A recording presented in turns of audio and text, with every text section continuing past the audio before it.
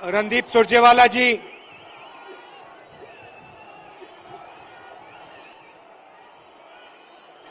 कमलनाथ जी, गोविंद सिंह जी, दिग्विजय सिंह जी,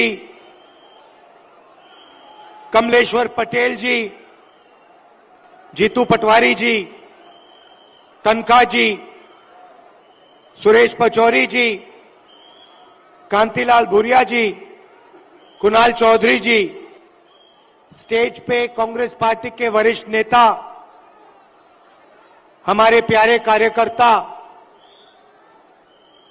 भाइयों और बहनों, मध्य प्रदेश के युवाओं, प्रेस के हमारे मित्रों, आप सबका यहां बहुत बहुत स्वागत। आप दूर दूर से आए हैं, इसके लिए दिल से बहुत बहुत धन्यवाद।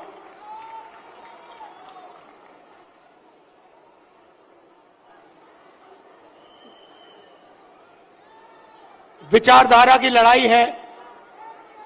एक तरफ कांग्रेस पार्टी, दूसरी तरफ आरएसएस और बीजेपी, एक तरफ गांधी जी, दूसरे तरफ गोडसे।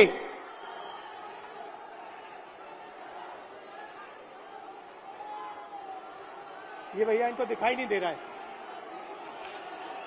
भैया प्रेस वाले थोड़े नीचे हो जाएं तो लोगों को दिखे।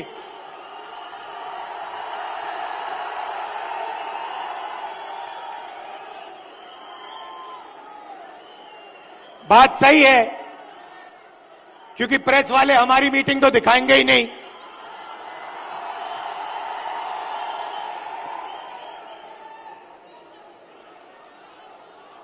तो एक तरफ गांधी जी, दूसरी तरफ गोडसे, एक तरफ नफरत और हिंसा, अहंकार, और दूसरी तरफ मोहब्बत, आदर, भाईचारा। अब देखिए, जहां भी ये जाते हैं नफरत फैलाते हैं, गुस्सा पैदा करते हैं। अब हुआ क्या? अब मध्य प्रदेश में, मध्य प्रदेश का युवा, मध्य प्रदेश का किसान इनसे नफरत करने लग गया है। जो उन्होंने जनता के साथ किया, अब जनता उनके साथ कर रही है। और इसीलिए हमने ये 7 यात्राएं, जन आक्रोश यात्राएं मध्य प्रदेश में निकाली हैं। इससे पहले भारत जोड़ो यात्रा में कन्याकुमारी से हम कश्मीर तक चले और मध्य प्रदेश से पैदल निकले। कमलनाथ जी, कितने किलोमीटर चले थे हम यहां? नहीं, मध्य प्रदेश में टोटल कितने चले थे? नहीं, यात्रा कितने किलोमीटर चली थी? लगभग 180 किलोमीटर। हाँ, ये देखिए, 370 किलोमीटर हमारी यात्रा मध्य प्रदेश में चली थी। किसानों से मिले, युवाओं से मिले, माताएं बहनों से मिले। मुझे सिर्फ 2-3 बातें कही। सबसे पहले, मध्य प्रदेश हिंदुस्तान में भ्रष्टाचार का सेंटर है, एपी सेंटर है। और जितना भ्रष्टाचार बीजेपी के लोगों ने मध्य प्रदेश में किया है, पूरे देश में ये नहीं किया है। बच्चों के फंड्स, मिड डे मील के फंड्स, स्कूल यूनिफॉर्म के फंड्स चोरी किए, महाकाल कॉरिडोर में बीजेपी ने पैसा चोरी किया, व्यापम स्कैम को आप सब जानते हो, 1 करोड़ युवाओं को इन्होंने नुकसान पहुंचाया, एमबीबीएस की सीट्स बेची जाती हैं और पेपर लीक किए जाते हैं। यह इनका राज है। दूसरी बात, किसानों ने अपनी बात बताई। किसानों ने कहा, और यहां आप सोयाबीन उगाते हो, आप इसको सबसे अच्छी तरह समझोगे कि हमें मध्य प्रदेश की सरकार सही दाम नहीं देती है। अब आप जाइए, छत्तीसगढ़ में जाइए, पास जाइए, दूर नहीं है, छत्तीसगढ़ जाइए और छत्तीसगढ़ के किसी भी किसान से आप पूछिए, छत्तीसगढ़ में धान के लिए किसानों को कितना पैसा मिलता है, कांग्रेस की सरकार कितना पैसा देती है। हमने वायदा किया था 2500 रुपए धान के लिए दिए जाएंगे, और छत्तीसगढ़ में जो हमने वायदा किया वो हमने वायदा पूरा करके दिखा दिया। मध्य प्रदेश में कर्जा माफी का वायदा किया, छत्तीसगढ़ में किया, राजस्थान में किया, कर्नाटक में किया, हर स्टेट में हमने कर्जा माफी की थी। यहां पे कमलनाथ जी कर्जा माफ करवा रहे थे और यहां आपको धोखा देके आपकी सरकार को बीजेपी वालों ने चोरी की। सही बात है।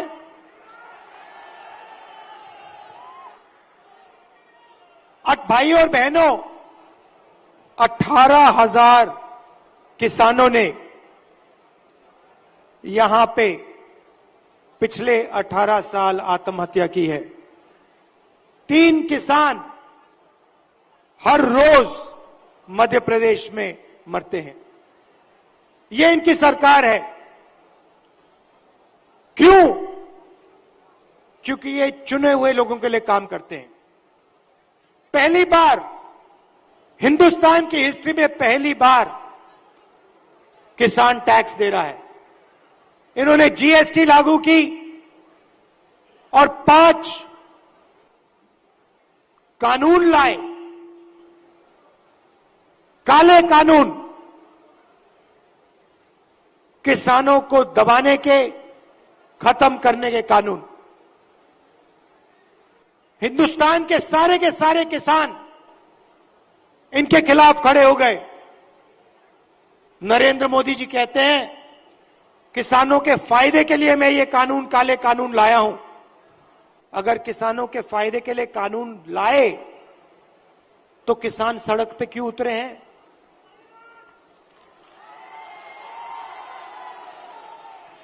नरेंद्र मोदी जी कहना चाहते थे कि किसानों को कोई समझ नहीं है, किसान अपने हित को नहीं जानते। नरेंद्र मोदी कहना चाहते थे कि हिंदुस्तान के 2-3 अरबपति अदानी जी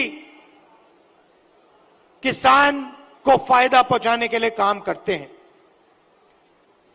भाई और बहनों, आप कर्नाटक जाइए, राजस्थान जाइए, छत्तीसगढ़ जाइए, हिमाचल जाइए, हमारी सरकारें गरीबों के लिए, कमजोर लोगों के लिए काम करती हैं। कर्नाटक में हमने 5 गारंटी दी, गरीबों के लिए, महिलाओं के लिए, किसानों के लिए। आप जाइए, कर्नाटक में जाइए, कर्नाटक की महिलाएं बस में जाने के लिए 1 रुपया नहीं देती हैं, मुफ्त में घूमती हैं। कहीं भी जाना हो कर्नाटक में, कर्नाटक की महिलाएं फ्री में जाती हैं। हर महीने उनके बैंक अकाउंट में सीधा पैसा आता है, सरकार पैसा देती है। छत्तीसगढ़ में जाइए, किसानों का कर्जा माफ किया, किसानों को सही दाम दिलवाते हैं। राजस्थान में जाइए, स्वास्थ्य के बारे में पूछिए, मुफ्त में वहां पे दवाई मिलती है। 15 लाख रुपए का वहां पे फ्री में इलाज होता है। हार्ट सर्जरी करवानी हो, बड़ी से बड़ी सर्जरी करवानी हो, राजस्थान में जाइए, पता लगाइए, राजस्थान की जनता को वहां पे फ्री में सर्जरी मिलती है। सरकार जनता के लिए चलनी चाहिए। सरकार किसी संगठन के लिए या एक दो बड़े उद्योगपतियों के लिए नहीं चलनी चाहिए। और ऐसी ही सरकार हम यहां मध्य प्रदेश में चलाना चाहते हैं। और कमलनाथ जी का काम आपने देखा है, काम करना जानते हैं, और जो उन्होंने काम शुरू किया था वो काम वो मध्य प्रदेश में पूरा करने जा रहे हैं। मैं आपसे आखिरी बात कहना चाहता हूं,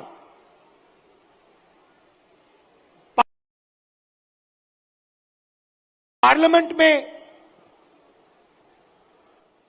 मैंने अदानी जी की बात उठाई, भाषण दिया। जैसे ही मैंने अपना पार्लियामेंट में अदानी जी का भाषण दिया, वैसे ही बीजेपी ने मेरी लोकसभा की जो सदस्यता है उसे रद्द कर दी, खत्म कर दी। आप सोचिए, अदानी जी की रक्षा करने के लिए एकदम मेरी लोकसभा की जो सदस्यता थी उसको कैंसिल कर दिया। मुझे कोई फर्क नहीं पड़ता, करिए जितना करना है, मैं सच्चाई बोलता हूं। और देश के सामने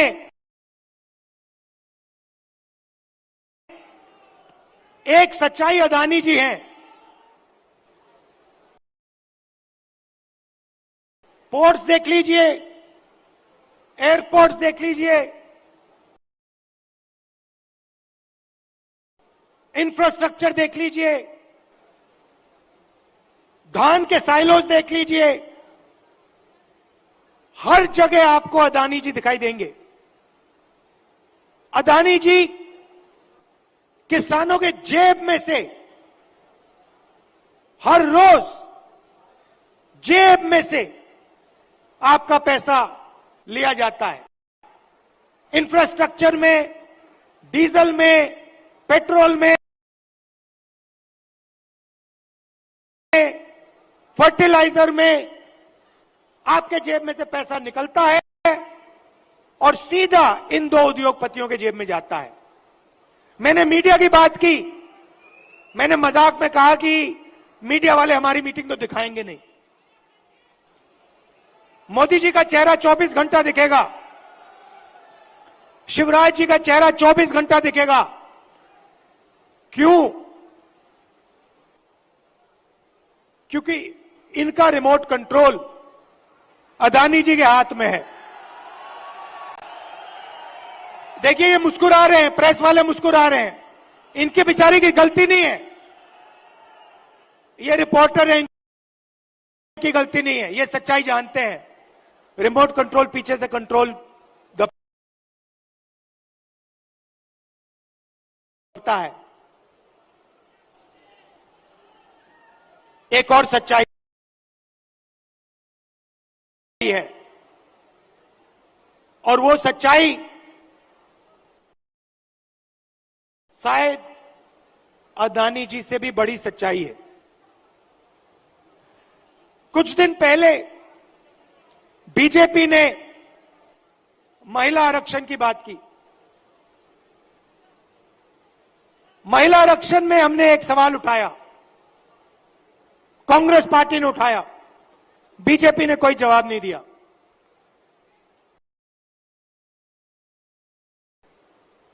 हमने दो चीजें कही।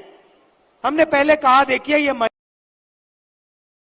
आरक्षण जो आप कर रहे हो ये अच्छा है, इसको करना चाहिए, मगर इसमें आपने दो छोटी सी लाइनें लिख रखी हैं। सबसे पहले इन लाइनों को आप मिटाइए। लाइन क्या थी? एक लाइन थी कि महिला आरक्षण से पहले सर्वे करने की जरूरत है, और दूसरी लाइन, महिला आरक्षण करने से पहले हमें जो डीनोटिफिकेशन होता है उसको करना है। इससे क्या होगा? इससे महिला आरक्षण 10 साल बाद होगा, आज नहीं होगा। तो हमने कहा पहले ये दो लाइनों को आप बदलिए, और उसके बाद हमने और भी गहरी चीज कही और सवाल पूछा कि महिला आरक्षण में ओबीसी आरक्षण क्यों नहीं है?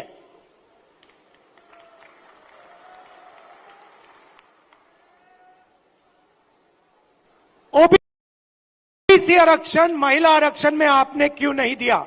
नरेंद्र मोदी जी, आप कहते हैं कि आप ओबीसी के लिए काम करते हैं, आप ओबीसी के नेता हैं, तो आपने महिला आरक्षण के अंदर के बीच में ओबीसी आरक्षण क्यों नहीं किया? अब भाषण से पहले मैंने आंकड़े देखे,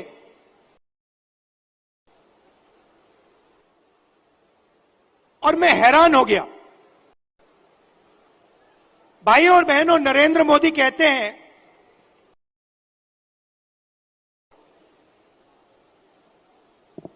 कि बीजेपी में ओबीसी के एमएलए और एमपी हैं। सबसे पहले कांग्रेस के तीन चीफ मिनिस्टर ओबीसी हैं, ये याद रखिए आप। हमारी 4 सरकारें हैं, 3 हमारे ओबीसी चीफ मिनिस्टर हैं। दूसरी बात, आप पार्लियामेंट में, विधानसभा में चले जाइए और बीजेपी के किसी भी एमएलए से पूछ लीजिए, एमपी से पूछ लीजिए,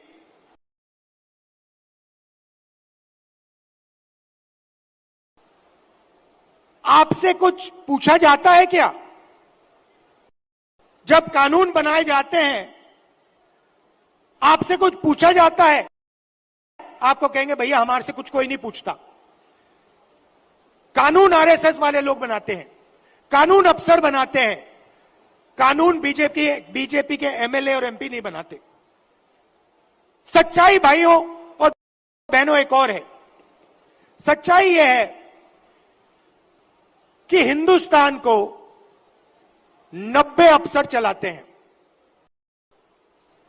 कैबिनेट सेक्रेटरी और secretary of government of India Hindustan की सरकार को चलाते हैं। 90 लोग ये कानून बनाते हैं,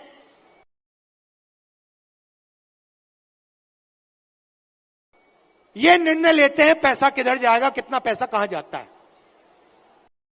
अब मैं आपसे सवाल पूछना चाहता हूं, बीजेपी के 10 साल से सरकार है, 90 अफसर सेक्रेटरी हिंदुस्तान को चलाते हैं। मैं हिंदुस्तान के सब ओबीसी से पूछना चाहता हूं, नरेंद्र मोदी जी कहते हैं आपकी भागीदारी है हिंदुस्तान की सरकार में, मध्य प्रदेश की सरकार में।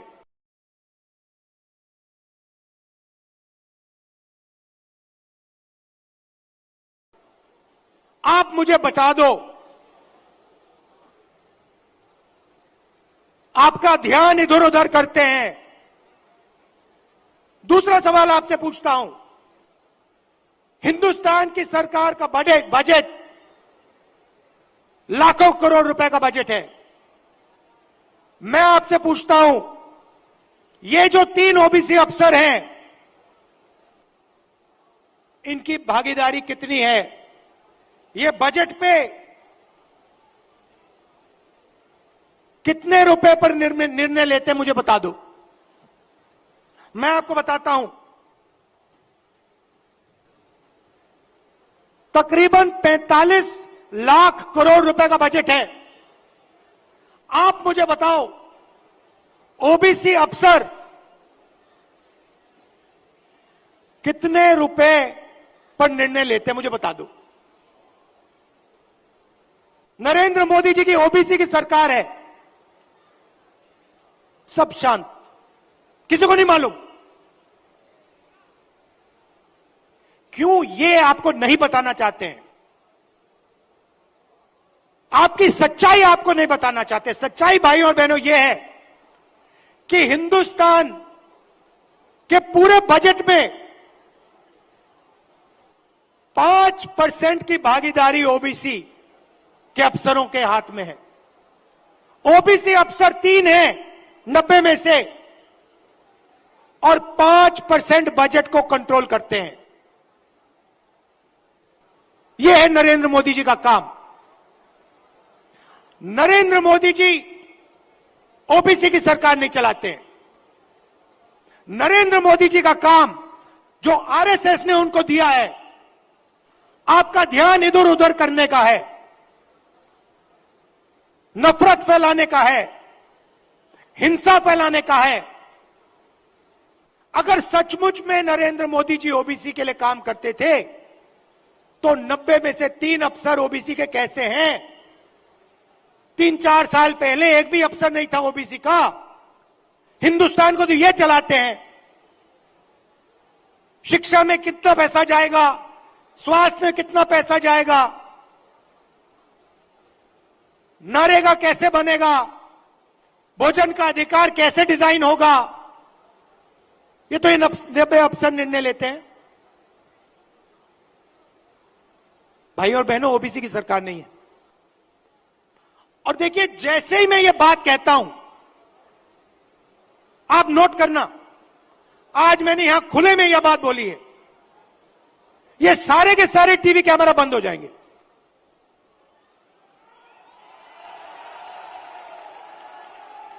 आप देख लेना, ये सारे के सारे बंद हो जाएंगे। क्योंकि जो सच्चाई है देश की, कि ये जो सारी की सारी लूट हो रही है, ये व्यापम स्कैम जो है, ये सारा का पैसा, ये आपका शिक्षा का पैसा, स्वास्थ्य का पैसा जो चोरी हो रहा है, ये ओबीसी की जेब में से पैसा चोरी हो रहा है।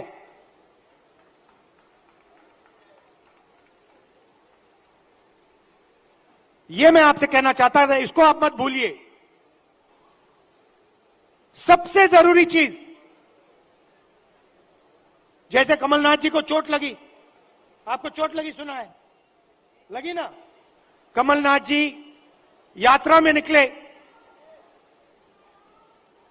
रथ के कोने पे खड़े थे, बहुत भारी भीड़ थी, धक्का लगा, घुटने में चोट लगी। कमलनाथ जी जैसे ही आप अस्पताल गए, पहला काम क्या हुआ? डॉक्टर ने पहला काम क्या किया, बताइए?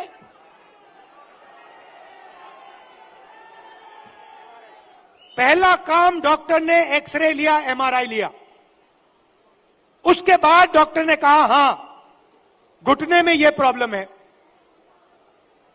अब मैं यही बात कह रहा हूं, सब लोग कहते हैं हिंदुस्तान में ओबीसी है, दलित है, जनरल है, आदिवासी हैं, मगर जब हम सवाल पूछते हैं ओबीसी कितने हैं, जनरल कितने हैं, दलित कितने हैं, आदिवासी कितने हैं, कोई जवाब नहीं दे पाता। देखो मैं पूछता हूं, भैया ओबीसी कितने हैं हिंदुस्तान में? कोई नहीं दे सकता। तो मैं ये कह रहा हूं कि अब वो समय आ गया है कि हमें हिंदुस्तान का एक्सरे करना है। यह पता लगाना है कि अगर 90 अफसर हिंदुस्तान को चला रहे हैं और उसमें से 5% भागीदारी ओबीसी को मिल रही है, तो क्या ओबीसी की आबादी 5% है? क्या हो ही नहीं सकता। तो अगर उनकी आबादी 5% नहीं है, अगर उनकी आबादी 50% है, तो उनका 5% बजट पे कंट्रोल क्यों है?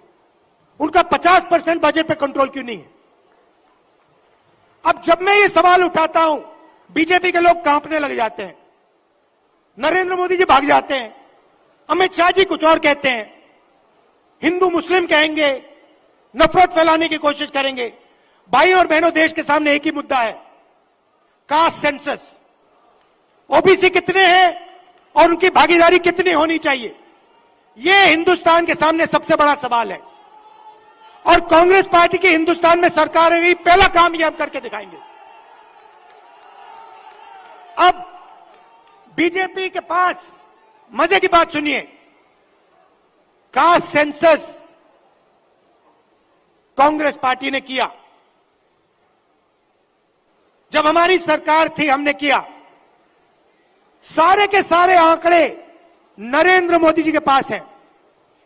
हिंदुस्तान में कौन सी जात की कितनी आबादी है, हिंदुस्तान की सरकार जानती है। हिंदुस्तान में ओबीसी कितने हैं, हिंदुस्तान की सरकार जानती है। नरेंद्र मोदी हिंदुस्तान के ओबीसी को यह बताना नहीं चाहते हैं कि आप कितने हो, क्योंकि वो आपको भागीदारी नहीं देना चाहते हैं, वो आपको सच्ची शक्ति नहीं देना चाहते हैं। वो आपके लोगों को विधानसभा में बैठा देते हैं, मगर फिर उनको बिल्कुल चुप करा देते हैं। हम चाहते हैं कि सबकी भागीदारी हो, किसानों को सही दाम मिले। ये सबका हिंदुस्तान है, 2-3 उद्योगपतियों का नहीं है। इसीलिए हमारा पहला काम कास्ट सेंसस होगा, और जैसे ही हमारी सरकार आएगी हम देश को बता देंगे इस देश में कितने ओबीसी हैं, कौन से कितने जात की आबादी है। ये अगर हमें सचमुच में हिंदुस्तान की जनता को शक्ति देनी है, तो जैसे कमलनाथ जी का एक्सरे हुआ था, एमआरआई हुई थी, वैसे ही हम हिंदुस्तान का एमआरआई, हिंदुस्तान का एक्सरे करा के देंगे। आप सबका दिल से बहुत बहुत धन्यवाद। नमस्कार, जय हिंद।